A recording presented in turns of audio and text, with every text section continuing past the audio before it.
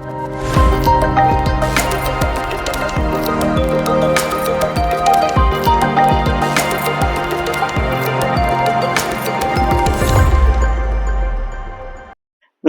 ಜವಾಬ್ದಾರಿ ವೀಕ್ಷಕರೇ, ನಮ್ಮ ದೇಶದ ರಾಷ್ಟ್ರೀಕೃತ ಬ್ಯಾಂಕ್ಗಳಲ್ಲಿ ಒಂದಾದ ಬ್ಯಾಂಕ್ ಆಫ್ ಬರೋಡಾ ಎಸ್ಎಸ್ಎಲ್ಸಿಯಲ್ಲಿ ಉತ್ತೀರ್ಣರಾಗಿರುವ ಅಭ್ಯರ್ಥಿಗಳಿಗೆ ಬ್ಯಾಂಕ್ ಉದ್ಯೋಗಿಯಾಗುವ ಅವಕಾಶ ಕಲ್ಪಿಸಿದೆ.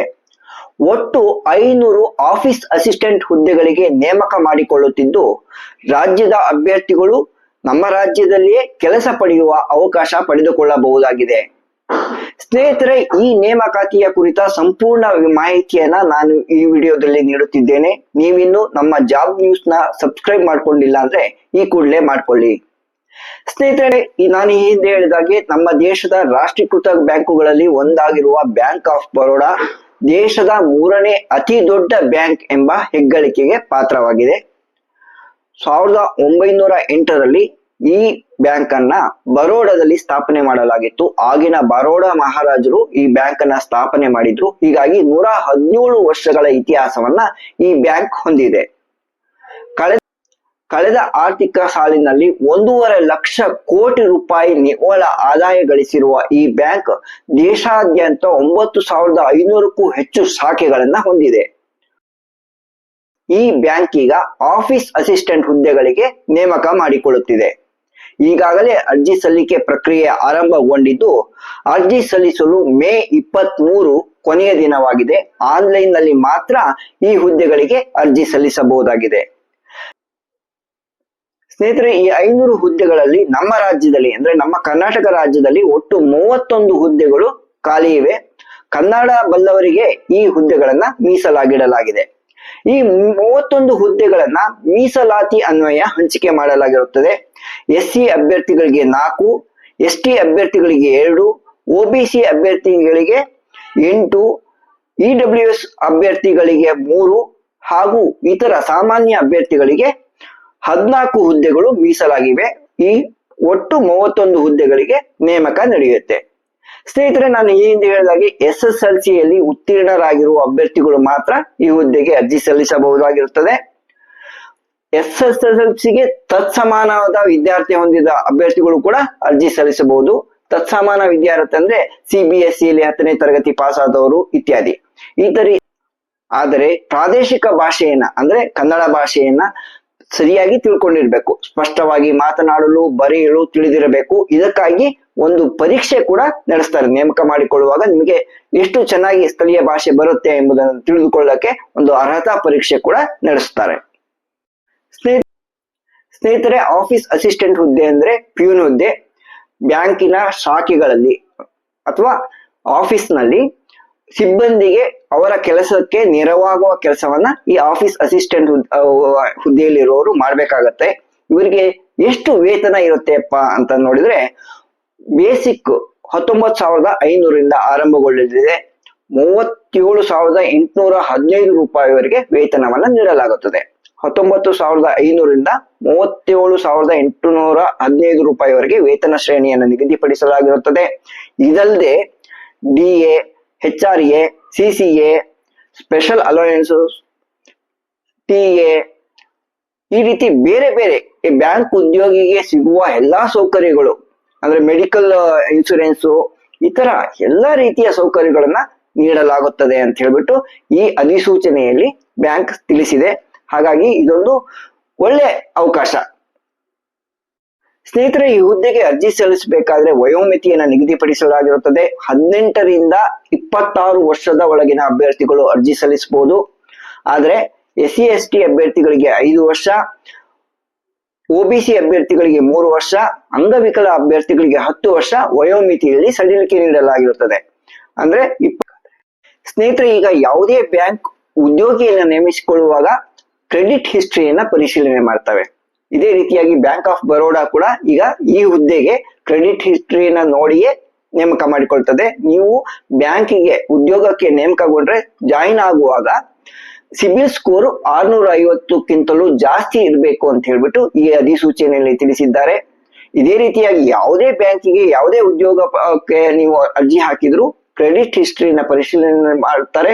ಹಾಗಾಗಿ ನಿಮ್ಮ ಕ್ರೆಡಿಟ್ ಹಿಸ್ಟ್ರಿನ ಬಹಳ ನೀಟಾಗಿ ಇಟ್ಕೊಳ್ಳೋದು, ಅಂದ್ರೆ ಹೆಚ್ಚು ಸ್ಕೋರ್ ಇಟ್ಕೊಳ್ಳೋದು ಬಹಳ ಇಂಪಾರ್ಟೆಂಟ್ ನೀವು ಬ್ಯಾಂಕ್ ಉದ್ಯೋಗಿ ಆಗಬೇಕೆಂಬ ಕನಸು ಹೊಂದಿದ್ರೆ. ಸ್ನೇಹಿತರೆ, ಅರ್ಜಿ ಶುಲ್ಕ ಎಷ್ಟು ಎಂಬುದನ್ನ ನೋಡೋಣ. ಸಾಮಾನ್ಯ ಅಭ್ಯರ್ಥಿಗಳು, EWS ಅಭ್ಯರ್ಥಿಗಳು ಮತ್ತು OBC ಅಭ್ಯರ್ಥಿಗಳು 600 ರೂಪಾಯಿ ಅರ್ಜಿ ಶುಲ್ಕವನ್ನ ಪಾವತಿಸಬೇಕಾಗಿರುತ್ತದೆ. SC ST ಅಭ್ಯರ್ಥಿಗಳು, ಅಂಗವಿಕಲ ಅಭ್ಯರ್ಥಿಗಳು ಹಾಗೂ ಮಹಿಳಾ ಅಭ್ಯರ್ಥಿಗಳಿಗೆ ಕೇವಲ 100 ರೂಪಾಯಿ ಅರ್ಜಿ ಶುಲ್ಕ ನಿಗದಿಪಡಿಸಲಾಗಿರುತ್ತದೆ. ಇದನ್ನ ಆನ್ಲೈನ್ ನಲ್ಲೇ ಪಾವತಿಸುವ ಅವಕಾಶವನ್ನ ಕಲ್ಪಿಸಲಾಗಿರುತ್ತದೆ. ಅರ್ಜಿಯೊಂದಿಗೆ ನೀವು ಅರ್ಜಿ ಶುಲ್ಕವನ್ನು ಕೂಡ ಆನ್ಲೈನ್ ನಲ್ಲೇ ಪಾವತಿಸಬೇಕಾಗಿರುತ್ತದೆ.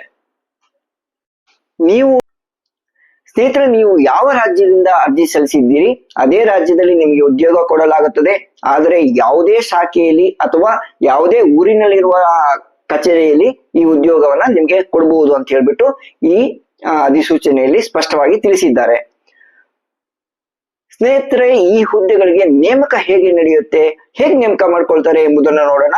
ಮೊದಲಿಗೆ ಆನ್ಲೈನ್ ಟೆಸ್ಟ್ ಅನ್ನು ನಡೆಸಲಾಗುತ್ತದೆ, ಆನಂತರ ಭಾಷಾ ಪರೀಕ್ಷೆಯನ್ನ ನಡೆಸಲಾಗುತ್ತದೆ.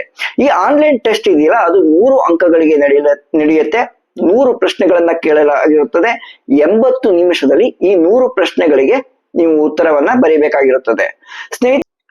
ಸ್ನೇಹಿತರೆ, ಈ ಪರೀಕ್ಷೆಯಲ್ಲಿ 100 ಅಂಕಗಳ ಈ ಪರೀಕ್ಷೆಯಲ್ಲಿ ಒಟ್ಟು 4 ವಿಭಾಗಗಳಿರ್ತವೆ. 4 ವಿಷಯಗಳ ಕುರಿತು ಪ್ರಶ್ನೆಗಳನ್ನ ಕೇಳಲಾಗಿರುತ್ತದೆ. ಒಂದು ಇಂಗ್ಲಿಷ್ ಭಾಷೆಗೆ ಸಂಬಂಧಿಸಿದ್ದು, ಇದಕ್ಕೆ ಪ್ರಶ್ನೆಗಳನ್ನ ಇಂಗ್ಲಿಷ್ ನಲ್ಲೇ ಮಾತ್ರ ಕೊಟ್ಟಿರ್ತಾರೆ. 25 ಪ್ರಶ್ನೆಗಳಿರ್ತವೆ. ಇದಕ್ಕೆ 25 ಅಂಕ ನಿಗದಿಯಾಗಿರುತ್ತದೆ. 20 ನಿಮಿಷ ಕಾಲಾವಕಾಶ ನೀಡಿರ್ತಾರೆ. ಅದಾದ್ಮೇಲೆ ಸಾಮಾನ್ಯ ಜ್ಞಾನಕ್ಕೆ ಸಂಬಂಧಪಟ್ಟದ್ದು 25 ಪ್ರಶ್ನೆ ಇರ್ತದೆ. 25 ನಿಮಿಷ ಕಾಲಾವಕಾಶ ನೀಡ್ತಾರೆ. ಇದನ್ನ ನೀವು ನಿಮ್ಮ ಭಾಷೆಯಲ್ಲೇ ಪರೀಕ್ಷೆ ಬರೀಬಹುದಾಗಿರುತ್ತದೆ. ಇದಕ್ಕೂ ಕೂಡ 20 ನಿಮಿಷ ಕಾಲಾವಕಾಶ ನೀಡಿರ್ತಾರೆ. ಅದಲ್ಲದೆ ಪ್ರಾಥಮಿಕ ಗಣಿತ, ಬೇಸಿಕ್ ಗಣಿತದ ಪ್ರಶ್ನೆಗಳಿರ್ತವೆ. ಅದಕ್ಕೆ 25 ಪ್ರಶ್ನೆಗಳಿರ್ತವೆ. ಅದಕ್ಕೂ 25 ಅಂಕ ನಿಗದಿಯಾಗಿರ್ತದೆ. ಅದನ್ನು ನೀವು ನಿಮ್ಮ ಭಾಷೆಯಲ್ಲೇ ಪರೀಕ್ಷೆ ಬರೆಯಬಹುದಾಗಿರುತ್ತದೆ. ಇದಕ್ಕೆ ಕಾಲಾವಕಾಶ 20 ನಿಮಿಷ ಇರ್ತದೆ. ಆದ್ಮೇಲೆ ರೀಸನಿಂಗ್ ಗೆ ಸಂಬಂಧಪಟ್ಟಂತ 25 ಪ್ರಶ್ನೆಗಳಿರ್ತವೆ. ಅದಕ್ಕೂ ಕೂಡ 25 ಅಂಕ ನಿಗದಿಯಾಗಿರ್ತದೆ. ಅದನ್ನು ಕೂಡ ನಿಮ್ಮ ಭಾಷೆಯಲ್ಲೇ, ಅಂದ್ರೆ ಕನ್ನಡ ಭಾಷೆಯಲ್ಲೇ ಪರೀಕ್ಷೆ ಬರೆಯಬಹುದಾಗಿರ್ತದೆ. 20 ನಿಮಿಷ ಕಾಲಾವಕಾಶ ನೀಡಲಾಗುತ್ತದೆ. ಒಟ್ಟು 25 25 25 25 ಅಂಕಗಳ ಪ್ರಶ್ನೆಗಳ ಸೆಟ್ ಇರ್ತದೆ. ಸೊ ಒಟ್ಟು 100 ಪ್ರಶ್ನೆಗಳಿಗೆ 100 ಅಂಕ ನಿಗದಿಯಾಗಿರ್ತದೆ. 80 ನಿಮಿಷ ಕಾಲಾವಕಾಶ ನೀಡಿರ್ತಾರೆ ಈ ಪರೀಕ್ಷೆ ಬರೆಯಲು. ಸ್ನೇಹಿತರೆ, ನೀವು ಈ ಪರೀಕ್ಷೆಯನ್ನ ಕನ್ನಡ ಭಾಷೆಯಲ್ಲಿ ಕೂಡ ಬರೀಬಹುದು, ಅಥವಾ ಬೇಡ ನಾನು ಇಂಗ್ಲಿಷ್ ಅಲ್ಲಿ ಬರೀತೇನೆ ಅಂದ್ರೆ ಇಂಗ್ಲಿಷ್ ಅಲ್ಲಿ ಬರೀಬಹುದು. ಹಿಂದಿ ಅಥವಾ ಕೊಂಕಣಿಯನ್ನು ಕೂಡ ಆಯ್ಕೆ ಮಾಡಿಕೊಳ್ಳುವ ಅವಕಾಶವನ್ನ ನೀಡಲಾಗಿರುತ್ತದೆ. ಈ ಪರೀಕ್ಷೆಯನ್ನ ನಮ್ಮ ರಾಜ್ಯದ 3 ಜಿಲ್ಲಾ ಕೇಂದ್ರಗಳಲ್ಲಿ ನಡೆಸಲಾಗುತ್ತದೆ. ಸಹಜವಾಗಿ ಬೆಂಗಳೂರಿನಲ್ಲಿ ಪರೀಕ್ಷಾ ಕೇಂದ್ರ ಇರುತ್ತದೆ. ಇದಲ್ಲದೆ ಹುಬ್ಳಿ, ಧಾರವಾಡ ಮತ್ತು ಮಂಗಳೂರಿನಲ್ಲಿ ಪರೀಕ್ಷಾ ಕೇಂದ್ರ ಇರ್ತದೆ. ನೀವು ಅಲ್ಲಿ ಹೋಗಿ ಪರೀಕ್ಷೆಯನ್ನ ಬರೀಬೇಕಾಗಿರುತ್ತದೆ.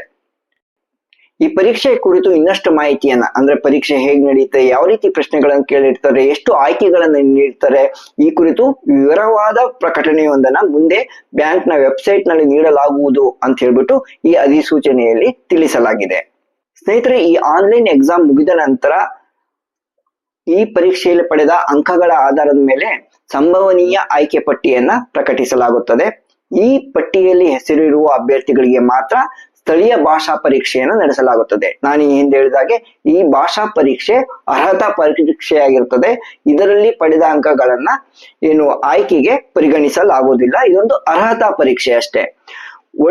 ಆನ್ಲೈನ್ ಟೆಸ್ಟ್ ನಲ್ಲಿ ಹೆಚ್ಚು ಅಂಕ ಪಡೆದು ಸ್ಥಳೀಯ ಭಾಷಾ ಪರೀಕ್ಷೆಯಲ್ಲೂ ಅರ್ಹತೆ ಪಡೆದ ಅಭ್ಯರ್ಥಿಗಳನ್ನ ದಾಖಲಾತಿ ಪರಿಶೀಲನೆ ಮಾಡಿಕೊಂಡು ನೇಮಕ ಮಾಡಿಕೊಳ್ಳಲಾಗುತ್ತದೆ ಅಂತ ಹೇಳ್ಬಿಟ್ಟು ಈ ಅಧಿಸೂಚನೆಯಲ್ಲಿ ತಿಳಿಸಲಾಗಿದೆ. ಅರ್ಜಿ ಸಲ್ಲಿಸುವುದು ಹೇಗೆ, ಅರ್ಜಿ ಶುಲ್ಕ ಪಾವತಿಸುವುದು ಹೇಗೆ, ಯಾವೆಲ್ಲ ದಾಖಲೆಗಳನ್ನ ಅರ್ಜಿಯೊಂದಿಗೆ ಸಲ್ಲಿಸಬೇಕೆಂಬ ಮಾಹಿತಿಯನ್ನ ಅಧಿಸೂಚನೆಯಲ್ಲಿ ನೀಡಲಾಗಿದೆ. ಇದನ್ನೊಮ್ಮೆ ಸರಿಯಾಗಿ ಓದಿಕೊಂಡು ನೀವು ಅರ್ಜಿಯನ್ನ ಸಲ್ಲಿಸಿ. ಈ ಮಾಹಿತಿಯೊಂದಿಗೆ ಈ ವಿಡಿಯೋವನ್ನ ಇಲ್ಲಿಗೆ ಮುಗಿಸುತ್ತಿದ್ದೇನೆ. ಇನ್ನಷ್ಟು ಬ್ಯಾಂಕ್ ಉದ್ಯೋಗದ ಸುದ್ದಿಗಳೊಂದಿಗೆ ಮತ್ತೆ ನಿಮ್ಮನ್ನು ಸದ್ಯವೇ ಭೇಟಿಯಾಗುತ್ತೇನೆ. ಅಲ್ಲಿಯವರೆಗೆ ನಮಸ್ಕಾರ.